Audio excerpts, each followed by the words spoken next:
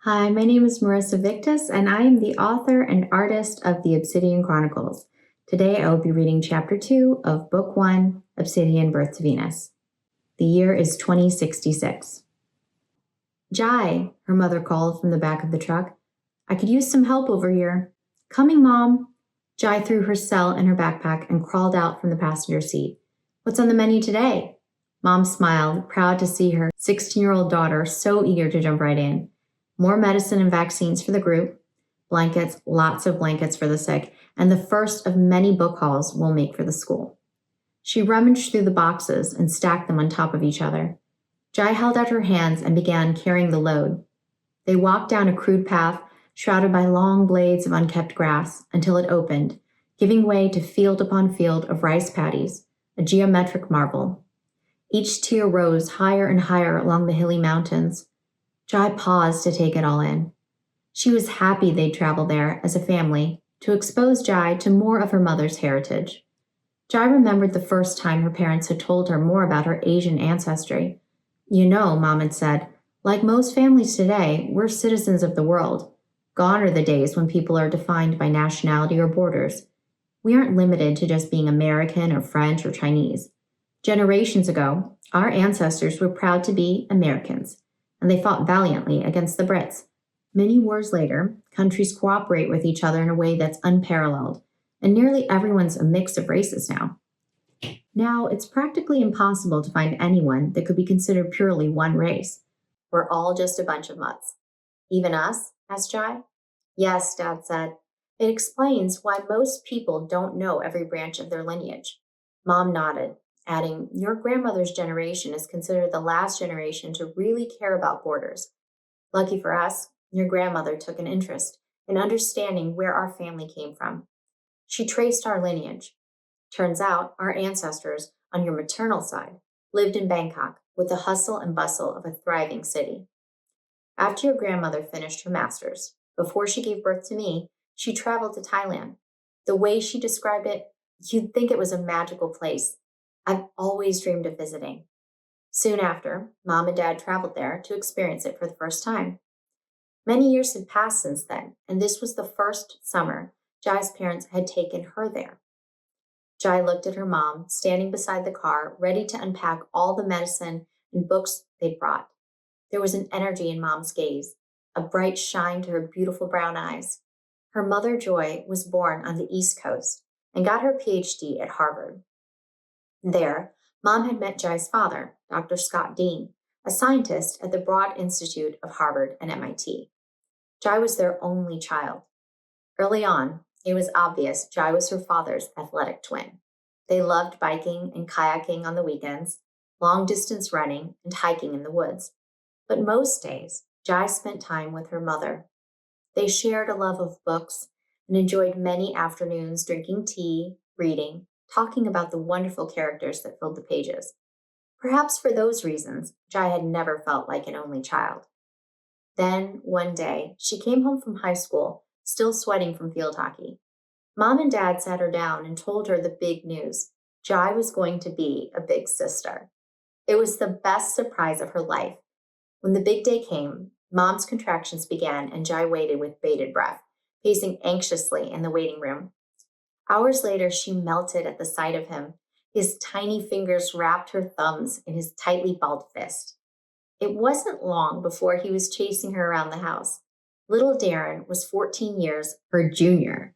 He was a soft and squirmy mess with sloppy kisses and tight tentacle arms that he loved to wrap around her neck. Darren, you got me, Jai would say laughing as he tugged at her ponytail and tackled her with hugs. Their expansive modern house echoed with his laughter. Kiss, kiss, he'd scream as Jai pretended to run away. She let him chase her up and down each story. Jai loved playing with him, loved feeling him climb into her lap each day and night, enjoyed hearing him, with his small voice, repeating the words she'd read to him. She helped care for him when she could, when her studies didn't consume her time. 2 years later, she was about to go to college early, a stone's throw away at MIT when Mom said a family trip was in order. Summer had arrived, and Thailand was the best way to celebrate before Jai's big send-off at the dorm. When the plane landed in Bangkok, a driver ferried them to their hotel. They stretched their legs, weary from flying 12 hours on the latest superjet. Jai's family had previously traveled to Amsterdam, Paris, and Berlin, the cities where her father's family was from. But this was Jai's and Darren's first trip to Asia. With each leg of the journey, she could feel a sense of excitement and adventure building up. When they finally arrived at the hotel, she lay in bed, unable to sleep, imagining the thriving metropolis, this land of smiles. She read and reread their list of to-dos. The first week, they journeyed to the Grand Palace, with its intricately carved golden spires and royal halls, with white arches she had seen only in pictures. Her mouth delighted in sweet fried bananas, rotis, and the many savory dishes at the floating market, where boats and stalls overflowed with the freshest, perfectly balanced combination of sweet, salty, spicy, sour, and even bitter flavors. Each dish danced on her tongue. Soups and stews were reduced so thickly they were sticky and opaque, bursting with flavor. They feasted on shrimp, clam, lobster, and an array of crab and fish so bountiful, she wondered how, after so many years eating seafood at home, here, it seemed, she discovered seafood for the first time. The spices, curries, and peppers awakened her palate, and she knew there was no turning back. No restaurant she could find that could duplicate what she'd experienced here in person. These flavors could marry only here. The fresh, robust food in her mouth, the hot sun on her sweaty skin, and the sheer volume and energy of Bangkok. When they arrived in Chiang Mai, nestled deep among the vast field of rice paddies, a calm washed over her. The nearby villagers were tending their harvest, tenderly planting each tuft of seedlings until they grew into a vibrant green blanket along the hills. And like a deep, unending sigh, she could feel the stress in her body melt away. She spent hours walking along the paddies, watching as the rice grew higher and higher toward the bright blue sky mirrored in the water below. When it stood waist length, you could see the wind roll, each emerald blade ebbing, flowing, swaying, in a choreographed dance along the horizon. At harvest, families came together. Having ensured the success of everyone's crops, the villagers met to share in the evening meal.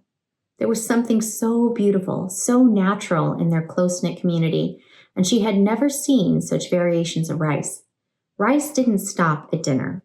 It continued on to dessert, with a parade of new favorites: sweet sticky rice with the ripest of mangoes, coconut rice pudding with its full-bodied rich flavor, and layered pastel sweets flavored with rosewater.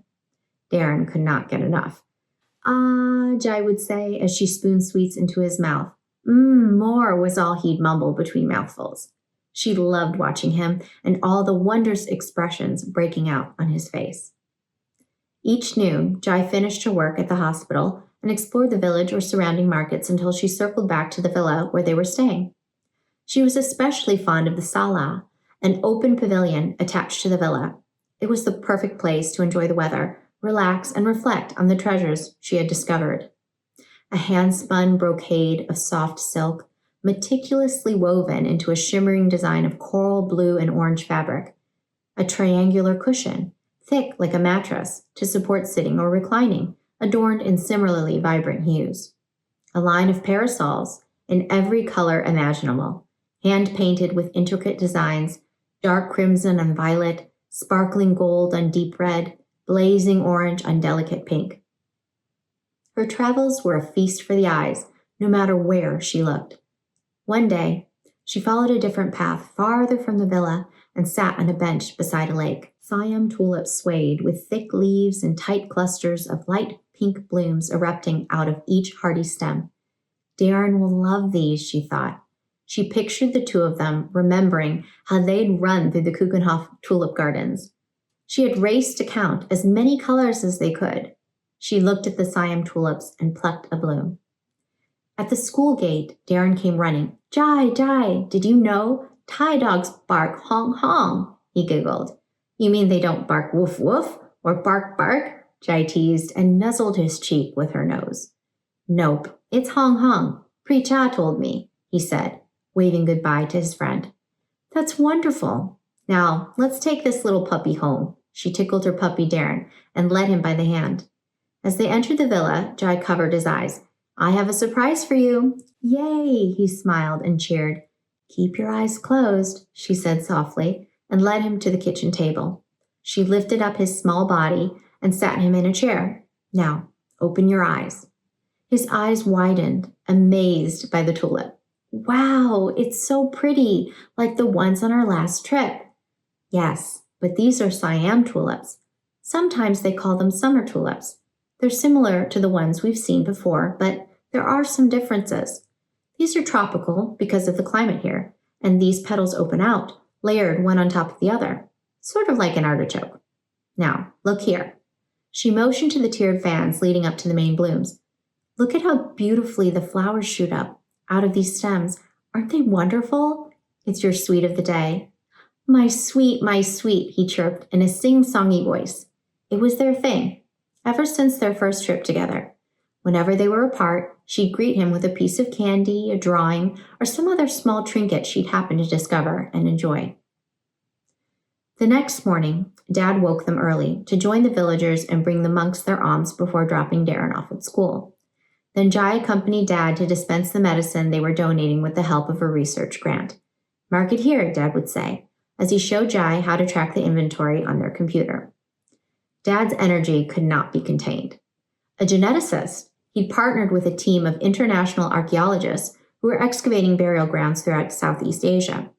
Each Thursday, he'd take a long weekend, traveling to distant sites to sample and sequence the genomic DNA, not only of modern populations, but also of ancient ones among the earliest of settlements. Meanwhile, Mom partnered with the university to assess the existing educational system and develop new programs. She was bringing technologically advanced education to the adults and children in the more remote villages nearby. Jai stayed at the hospital to finish up, then watched Darren after school until the late afternoon. Summer passed before they knew it, and saying goodbye was harder than Jai had imagined it would be. She had picked up much of the Thai language by that time and was now able to hold her own in a conversation. Friends said she had a knack for languages and asked how she could become so conversational so fast. She wondered herself, but couldn't pinpoint why. Her mind seemed to focus more on the stories they'd shared, the give and take of the conversation, rather than conjugating verbs. On their last night, before the long trip home, she sat on the deck of the sala, ran her hands against the mahogany wood, and dangled her feet over the edge, looking up at the setting sun. Awash in crimson, fuchsia, orange, and blue, the sky was ablaze with every emotion she felt inside. Flying back to Boston seemed unfathomable. Her body trembled as if remembering the cold so bitter in her bones, so she pictured what was inviting and comforting, sitting beside the fire, feeling the crunch of leaves under her feet, bundling up in a cashmere scarf, knitting a new scarf each year, adding a small charm for each person in her little family. And that concludes Chapter 2. Please join us next time when I will read Chapter 3 of Obsidian Birth to Venus. If you like this video, please like and subscribe to hear more, and also sign up for my free newsletter, Marisa Victus, Mindset and Meditation, Synergy of Science and Self, at marisavictus.substack.com. And you can also read Book 1 for free. Thanks. Until then, have a great day.